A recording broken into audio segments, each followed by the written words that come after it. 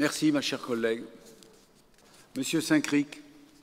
Oui, Monsieur le maire, mes chers collègues, effectivement, au titre de toutes ces propositions auxquelles je souscris totalement, je vous le dis, j'ai noté que vous signalez que les bailleurs de locaux commerciaux ont été incités à proposer à leurs locataires des propositions d'étalement, de suspension, voire d'annulation des loyers commerciaux pendant la période de confinement et au moment de la reprise d'activité. Bon.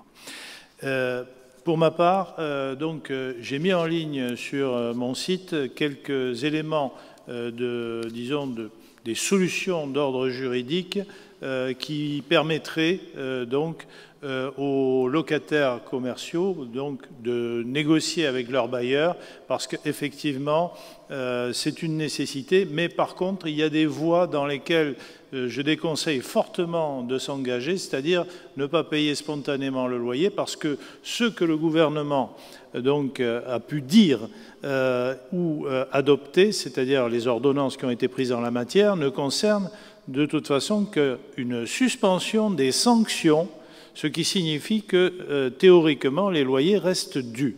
Donc il faut être extrêmement prudent par rapport à cette affaire.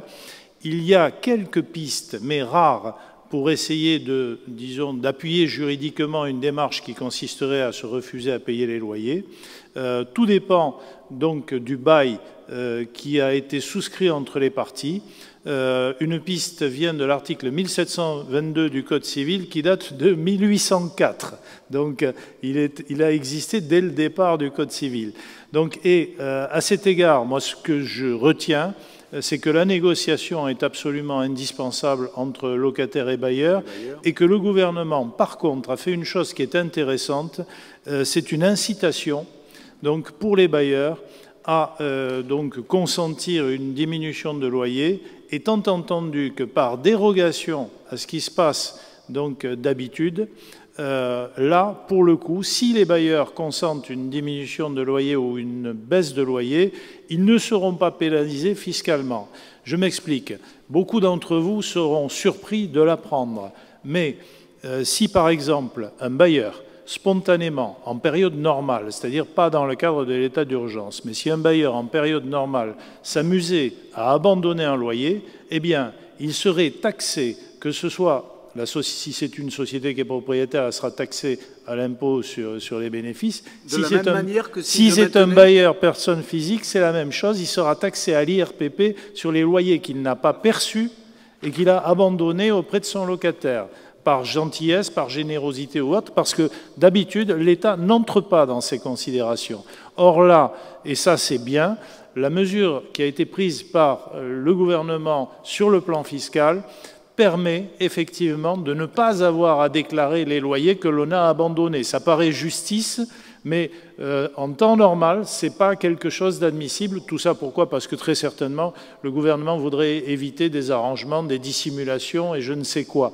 Donc cette suspicion du gouvernement a disparu en la matière, et pour aider précisément ce type de transaction, cette faveur fiscale a été accordée.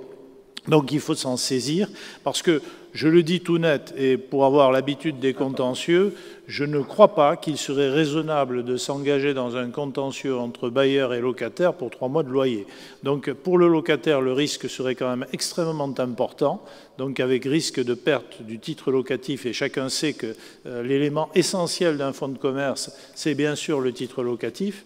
Donc ça ne serait pas raisonnable. La voie de la négociation est facilitée, il faut le savoir et il faut le faire savoir. Voilà.